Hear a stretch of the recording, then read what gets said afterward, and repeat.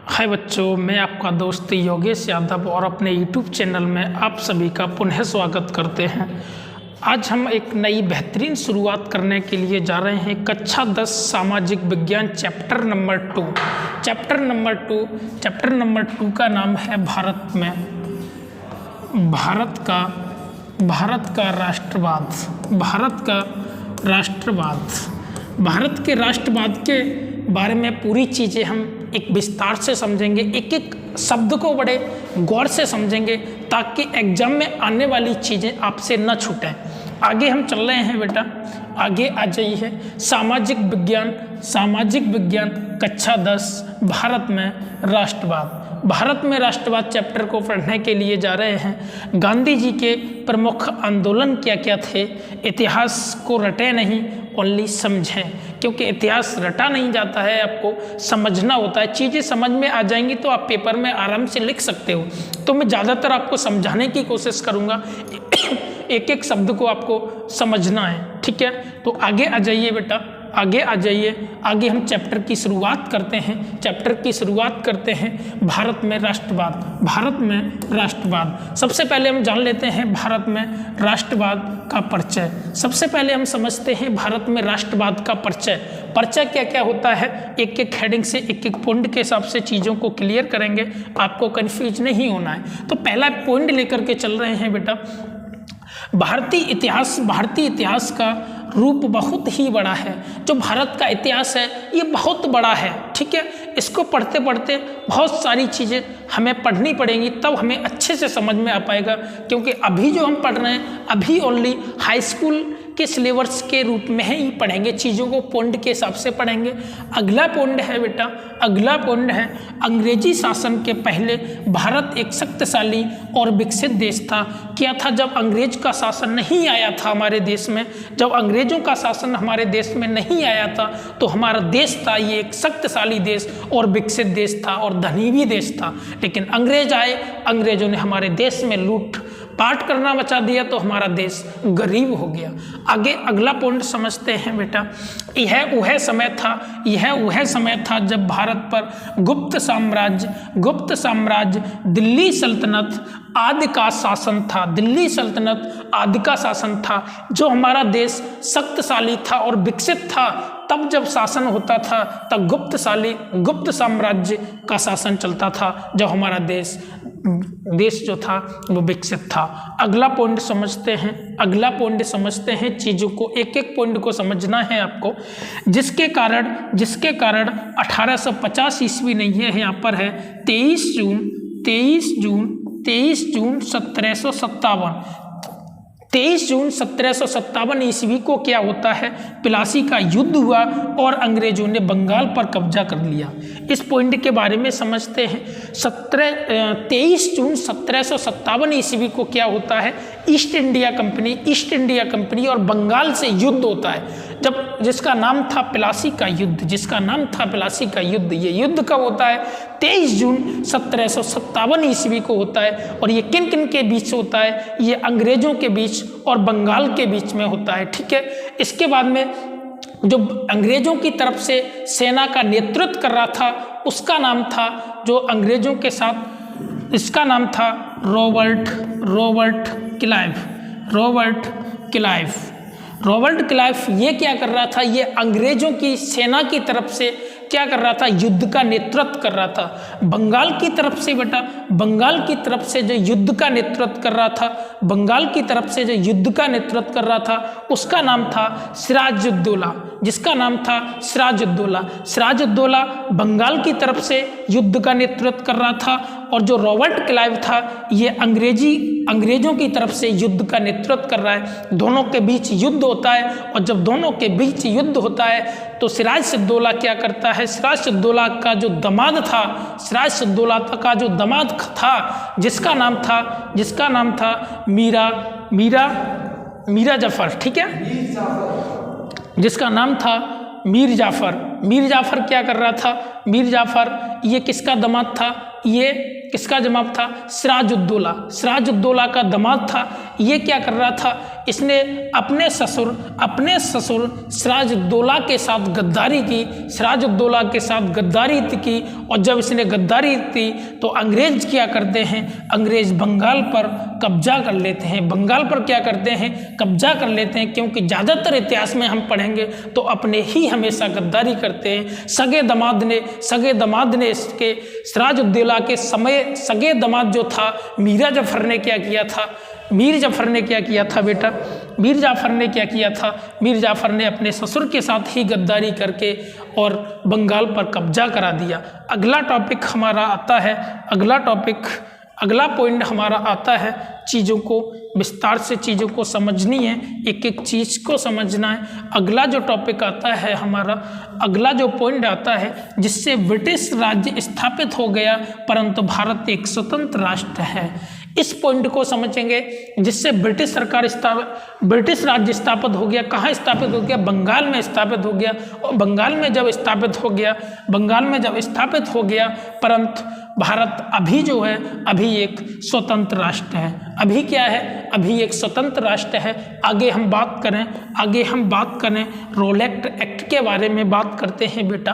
रोलेक्ट act क्या था? ये 1919 ईस्वी में पारित एक ऐसा कानून था जिससे भारतीयों पर किसी तरह के मुकदमे को चलाए बिना शंका के आधार पर गिरफ्तार कर 2 साल तक जेल में बंद किया जा सकता था। एक रोलेक्ट एक्ट ये क्या था? ये एक कानून थी जो अंग्रेजों ने चलाई थी। ये हमारे लिए बहुत खतरनाक कानून थी। इस कानून में क्या लिखा था अंग्रेजों ने कि अगर कोई भारतीय लोगों पर थोड़ी बहुत शंका होती है तो बिना मुकदमे किए, बिना कानून के उनको क्या करें? आप 2 साल के लिए जेल में डाल दो। तो ये कानून हमारे भारतीय किसानियों के लिए और हमारे लिए बहुत खतरनाक कानून थी बेटा। आगे चीज़ें, अगला पॉइंट हम चलते हैं। अगला पॉइंट आपके सामने आता है प्रथम विश्व युद्ध। अगला टॉपिक आता है आपके सामने प्रथम विश्व युद्ध। कौन सा है? प्रथम विश्व युद्ध कब हुआ था? वहाँ से शुरुआत करते हैं हम। देखो, प्रथम विश्व युद्ध की शुरुआत 1914 ईस्वी में हुई थी। जो प्रथम विश्व युद्ध था इसकी जो शुरुआत हुई थी, ये कब हुई थी? 1914 ईस्वी में हुई थी। 1914 ईस्वी में हुई थी। प्रथम विश्व युद्ध के समय अंग्रेजों का शासन था। जब प्रथम विश्व युद्ध 1914 ईस्वी में हुआ था तब अंग्रेजों का ही शासन था हमारे देश भारत पर। तो इससे अगला टॉपिक आता है हमारा, भारत कर्जदार हो गया था। जब किसी देश में युद्ध होता है तो पैसा तो खर्च होता ही है, और जब पैसा खर्च हो रहा था तो हमारा देश क्या हो गया? एक कर्जदार हो गया। और जब कर्जदार हो गया तो इसके बाद अगला टॉपिक आता है हमारा, सीमा शुल्क बढ़ाया गया, आयकर प्रारंभ किया। लेकिन हमारे किसान मजदूरों पर क्या हुआ था? सीमा शुल्क बढ़ा दिया और आयकर भी प्रारंभ कर दिया। अगला पॉइंट हमारा आता है, जिससे भारतीयों को बहुत सारी समस्याओं का सामना करना पड़ा। जिससे भारतीयों, क्योंकि सीमा शुल्क बढ़ा दिया और आयकर भी प्रारंभ कर दिया तो चीज़ें महंगी हुई, और जब चीज़ें महंगी हुई तो गरीब लोग यहाँ पर पिछने लगते हैं। और जब गरीब लोग पिछने लगते हैं बेटा तो अगला हमारा पॉइंट आता है 1913 से 1918 के बीच वस्तु की कीमत दोगुनी हो गई। 1813 से लेकर के 1918 के बीच जो वस्तुएं थी जिसकी कीमत थी वो दोगुनी हो गई। जैसे हमारी अगर कोई चीज़ थी जो 10 रुपये की आ रही थी वो कितने की हो गई? 20 रुपये की हो गई। और 20 की आ रही थी वो कितने की हो गई? 40 की हो गई। तो वस्तुएं ओनली 5 साल के अंदर क्या हुआ था? इतना सीमा शुल्क बढ़ा दिया, इतना कर बढ़ा दिया, जिससे जो चीज़ें थी वो दोगुनी हो गई। आगे चीज़ें समझते हैं। अगली चीज़ समझते हैं। अगली चीज़ आती है, देखो पॉइंट को एक एक तरीका से समझना है आपको, ठीक है। बोर्ड एग्जाम के लिए बहुत महत्वपूर्ण पॉइंट है ये। आगे देखो, आगे 1918 से 1919 और 1920 से 1921 में देश के बहुत सारे हिस्सों की फसलें खराब हो गई, खराब हो गई, जिसके कारण खाद्य पदार्थों का भारी अभाव पैदा हुआ। जिसके कारण क्या हुआ था, जिसके कारण भारी अभाव पैदा हुआ, जिसके कारण भारी अभाव पैदा हुआ। अब ये क्या हुआ था, 1918 से 1921 में देश के बहुत सारे हिस्सों की फसलें जो थी वो क्या हो गई थी, खराब हो गई थी, जिसके कारण खाद्य पदार्थ का भारी अभाव पैदा हुआ। खाद्य पदार्थ का क्या हुआ, भारी अभाव पैदा हुआ। और जब भारी अभाव पैदा हुआ तो अगला हमारा पॉइंट आता है, अगला पॉइंट जो आता है वो है, इसी समय फ्लू की महामारी फैल गई। इसी समय क्या हुआ, फ्लू की महामारी फैल गई। जैसे हमारे देश भारत में अभी कोरोना आया था, ठीक इसी प्रकार ऐसी ही एक बीमारी आई थी, जैसी ही एक महामारी आई थी जिसका नाम था फ्लू।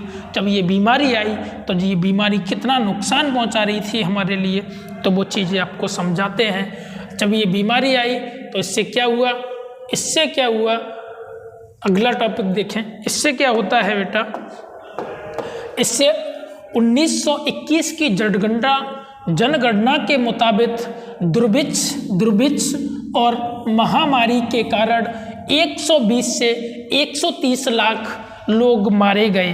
120 से 130 लाख लोग मारे गए। क्या हुआ था, जब ये जनगणना हमारे भारत देश में होती है वो हर 10 साल बाद होती है, और जब हर 10 साल बाद होती है तो ये 1921 की जनगणना के मुताबिक क्या हुआ था, दुर्भिक्ष मतलब फसलें खराब हो गई थी। जब बीमारी आई तो फसलें भी खराब हुई, जब फसलें खराब हुई तो दुर्भिक्ष मतलब भुखमरी के कारण, दुर्भिक्ष का मतलब होता है भुखमरी के कारण, भुखमरी और महामारी के कारण 120 से 130 लाख लोग मारे गए। 120 से 130 लाख लोग मारे गए। कब मारे गए, जब ये फ्लू नाम की महामारी हमारे भारत देश में आई थी। अगली चीज समझते हैं, अगला पॉइंट है हमारा, लोगों की उम्मीद थी कि यह युद्ध जल्द ही समाप्त हो जाएगा और सब ठीक हो जाएगा, लेकिन ऐसा नहीं हुआ। युद्ध तो अपने समय पर ही समाप्त होता है, लोगों की उम्मीद क्या थी, अब लोग सोच रहे थे, भारतीय लोग सोच रहे थे कि युद्ध जो अभी विश्व युद्ध चल रहा है जल्दी से जल्दी खत्म हो जाए, ताकि जो हमारा व्यापार वगैरह है वो अच्छे से ठीक ठाक हो सके। अगला टॉपिक हमारा आता है सत्याग्रह का मतलब। सत्याग्रह का मतलब क्या होता है उसको हम समझते हैं, सत्याग्रह का मतलब समझते हैं।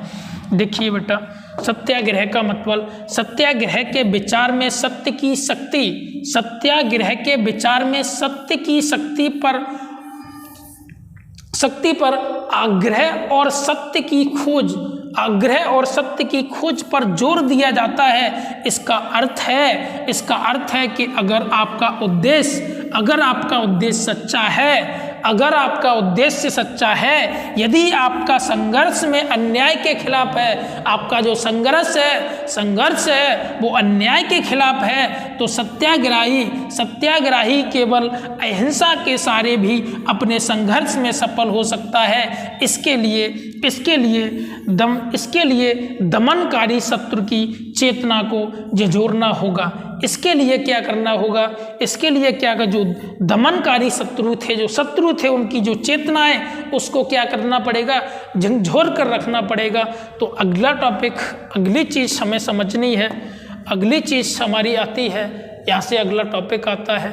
अगला टॉपिक का जो नाम है वो है असहयोग आंदोलन। उसका नाम है असहयोग आंदोलन, और असहयोग आंदोलन के बारे में हम समझते हैं चीज़ों को। असहयोग आंदोलन समझते हैं, ये गांधी जी लेकर के आए थे। इस पॉइंट के बारे में हम समझते हैं।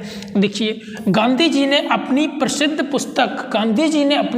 पुस्तक हिंद स्वराज 1909 में महात्मा गांधी ने कहा था कि भारत में ब्रिटिश सरकार भारतीयों के सहयोग से ही स्थापित हुआ था। जो भारत में अंग्रेज आए थे, अंग्रेजों ने अपनी सत्ता स्थापित की थी, ये भारतीय लोगों का कुछ थोड़ा बहुत सहयोग था, तब ये हमारे देश में टिक पाए और यहाँ पर सत्ता इन्होंने चलाना स्टार्ट कर दिया।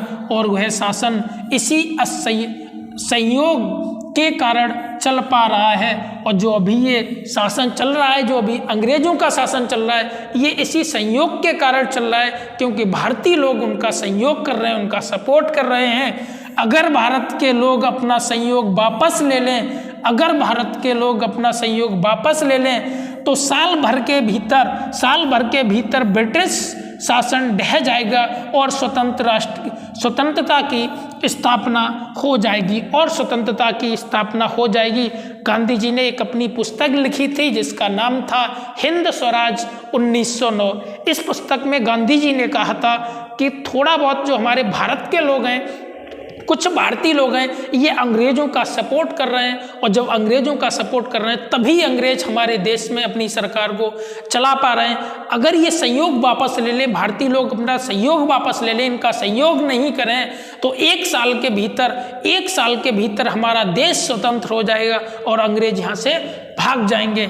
ठीक है, ये गांधी जी ने किस में लिखा था? ये गांधी जी ने हिंद स्वराज 1909 एक प्रसिद्ध पुस्तक थी इनकी, उसमें इन्होंने क्या किया था? लिखा था। अगला टॉपिक चलते हैं, हम अगले टॉपिक की तरफ चलते हैं। चीज़ें समझनी है आपको ज़्यादा, ठीक है, चीज़ें आपको ज़्यादा से ज़्यादा समझनी है। अगला टॉपिक है हमारा खिलाफत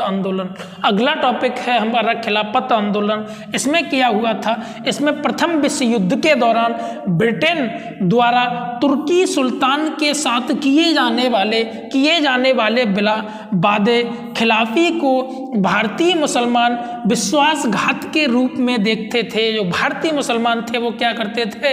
विश्वासघात के रूप में देखते थे, क्योंकि तुर्की का जो सुल्तान था वो था इस्लामिक दुनिया का खलीफा था।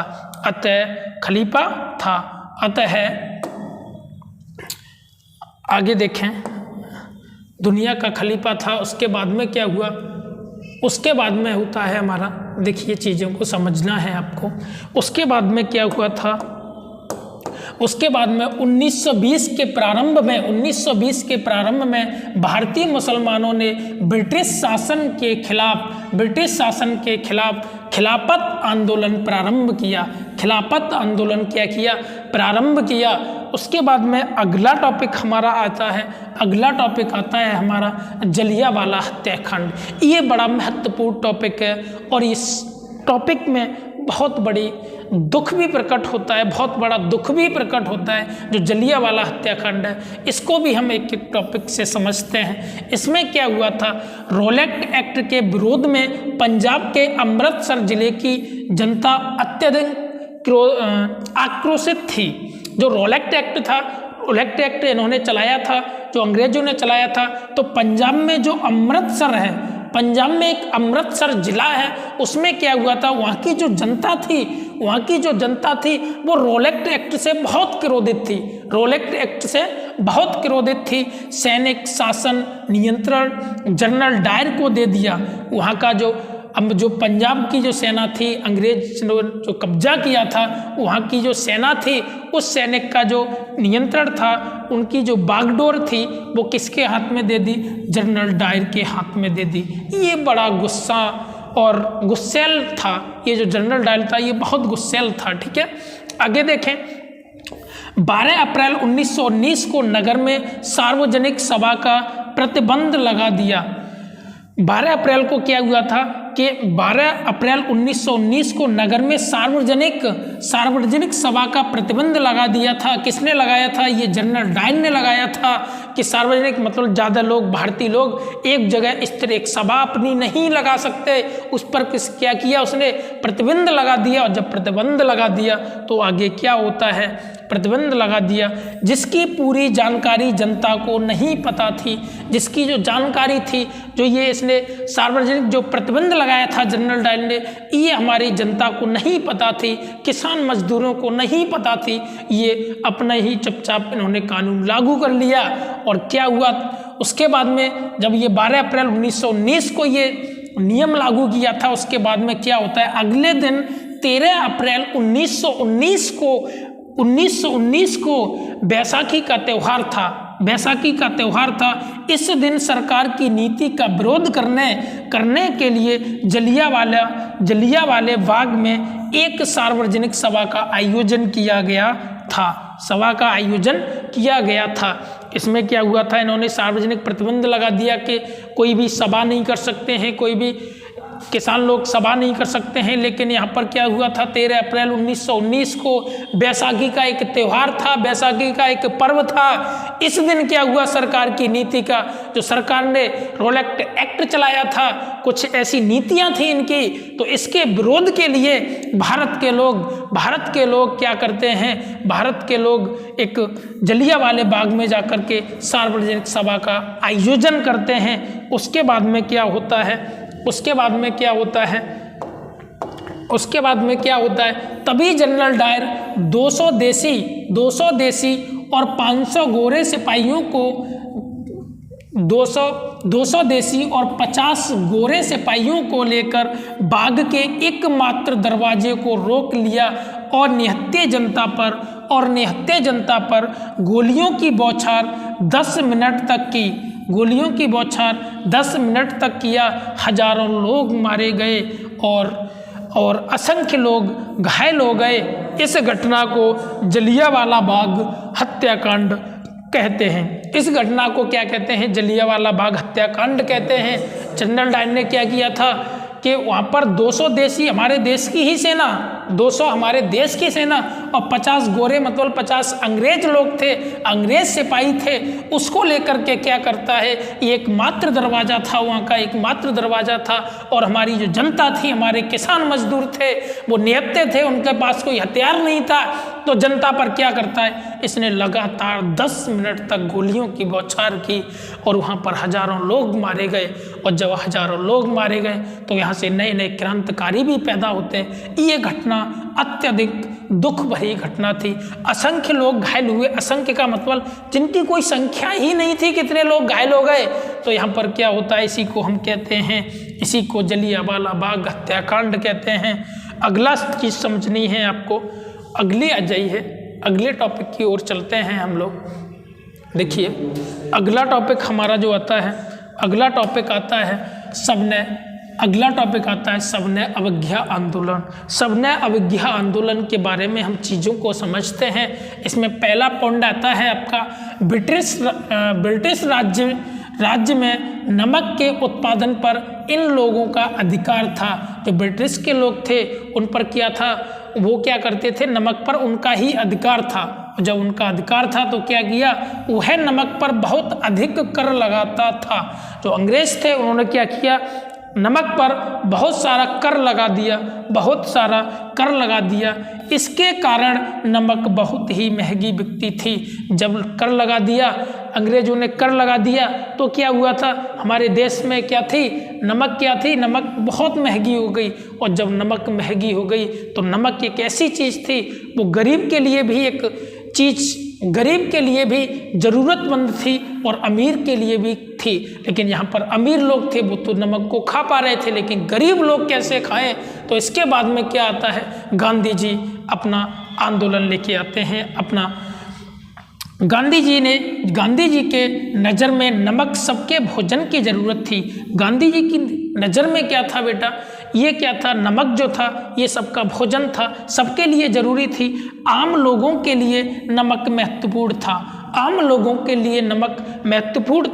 जब नमक महत्वपूर्ण था तो इसके अगला पॉइंट आता है, इसलिए गांधी जी ने गुजरात के दांडी नमक तट पर नमक बनाकर नमक कानून तोड़ा। इसलिए इसे नमक सत्याग्रह आंदोलन के नाम से भी जाना जाता है। जब नमक महंगा हो गया तो गांधी जी ने क्या किया, गांधी जी गए गुजरात के तट पर, गुजरात के दांडी नमक के तट पर जब गए गांधी जी, तो उन्होंने क्या किया था, उन्होंने वहाँ पर स्वयं नमक बनाया और वहाँ पर ये अंग्रेजों की कानून को तोड़ दिया। और इसीलिए हम इसको क्या कहते हैं, इसीलिए सत्याग्रह आंदोलन के नाम से जाना जाता है। किसको जाना जाता है, सविनय अवज्ञा आंदोलन को दूसरा नाम से जाना जाता है, वो नाम है सत्याग्रह आंदोलन। चीज़ें क्लियर हैं, और जब चीज़ें क्लियर हैं तो वीडियो को लाइक करते चलिए और अपने फ्रेंड्स के साथ शेयर भी करते चलिए। तो अगला पॉइंट, अगला हमारा पेज आता है। अगला देखिए, अगला टॉपिक, अगले टॉपिक को समझने हैं चीज़ें। अगला टॉपिक समझते हैं हम। देखिए अगला टॉपिक हमारा आता है, अगला टॉपिक आता है गांधी इरविन समझौते का प्रावधान। गांधी इरविन समझौता का प्रावधान, इसमें हम समझते हैं चीज़ों को। ये देखिए, सविनय अवज्ञा आंदोलन के परिप्रेक्ष्य में 5 मार्च 1931 को गांधी जी इरविन समझौता हुआ, इरविन समझौता हुआ। और इरविन उस समय भारत के वायसराय थे, उस समय भारत के वायसराय थे। इसका प्रमुख प्रावधान निम्नलिखित है, इसका प्रमुख प्रावधान निम्नलिखित है। एक एक पॉइंट को समझेंगे, क्या क्या हैं इसके पॉइंट, देखिएगा। इसके पॉइंट एक एक समझेंगे हम लोग। देखिए, तो पहला पॉइंट है आपका, सविनय अवज्ञा आंदोलन स्थगित कर दिया जाएगा। पहला पॉइंट था आपका, सविनय अवज्ञा आंदोलन जो था वो क्या, यह स्थापित कर दिया जाएगा। दूसरा है आपका, सरकार अध्यादेशों व मुकदमों को वापस ले लेगी। तीसरा है, शराब, अफीम व विदेशी वस्तुओं की दुकानों पर धरना देने वालों को गिरफ्तार नहीं किया जाएगा। नंबर चौथा पॉइंट है आपका, विदेशी वस्तुओं के बहिष्कार का राजनीतिक हथियार के रूप में प्रयोग नहीं किया जाएगा। और अगला अंतिम ये वाला है आपका, 5वां पॉइंट है, कांग्रेस पुलिस अत्याचारों के विरुद्ध निष्पक्ष जांच की मांग को त्याग कर देगी। ठीक है, त्याग कर देगी। आगे देखिए चीज़ों को। अगला आपका टॉपिक ये किस में था, ये इरविन समझौते में गांधी जी ने ये प्रावधान रखा था बेटा। 5 ये प्रावधान थे, आपको समझने होंगे। अगला टॉपिक हमारा चलता है, अगला टॉपिक हमारा जो आता है वो आता है सामूहिक अपनेपन का भाव, सामूहिक अपनेपन का भाव। इसमें फर्स्ट पॉइंट समझते हैं हम, सामूहिक अपनेपन की भावना आंशिक रूप से संयुक्त संघर्षों के चलते पैदा हुई थी। इसमें अगला पॉइंट आता है हमारा, इतिहास और साहित्य, लोक कथाएं, गीत, चित्र और प्रतीक सभी ने राष्ट्रवाद को साकार करने में अपना योगदान दिया। सभी ने क्या किया, अपना योगदान दिया। नेक्स्ट पॉइंट है हमारा 1921 तक गांधी जी ने स्वराज का झंडा तैयार किया, स्वराज का झंडा तैयार कर लिया था। और यह एक तिरंगा जिसमें लाल रंग और हरा रंग और सफ़ेद रंग था, जिसमें लाल, हरा और सफ़ेद रंग था, जिसके मध्य में गांधीवादी चरखा था, जिसके बीच में अभी तो वो 24 तीलियां हैं, लेकिन इसमें क्या था कि ये गांधी जी ने अपना चरखा को उसके बीच में स्थापित कर लिया। अगला पॉइंट समझते हैं, अगला देखिएगा, अगला पॉइंट समझते हैं हम। अगला पॉइंट देखिएगा, चीज़ें समझते हैं। हाँ तो बच्चों, ये आज आपकी जो क्लास थी योगेश ने आपको कराई दी है, कोई दिक्कत नहीं होगी इसमें, इस क्लास में। देखिए, समझाने का तरीका योगेश का भी बेस्ट है। और आपके लिए अब रही अच्छी बात इसकी पीडीएफ की, तो पीडीएफ इसके जो डिस्क्रिप्शन में मिल जाएगा, वहाँ से आप लोग जो पीडीएफ अच्छे तरीके से डाउनलोड कर सकते हैं। तो ये वाला टॉपिक जो है यहीं पर ही जो है समाप्त होता है, कोई ज़्यादा बड़ा टॉपिक नहीं है। ठीक है, बहुत ईजी टॉपिक था, सरल टॉपिक था, योगेश ने बेहतरीन ढंग से समझा ही दिया है। और आपको ज़्यादा कुछ समझने की भी यहाँ पर ज़रूरत नहीं है। तो बस आज के लिए बस इतना ही रखते हैं। अब मिलते हैं हम लोग नेक्स्ट वीडियो में, तब तक के लिए धन्यवाद।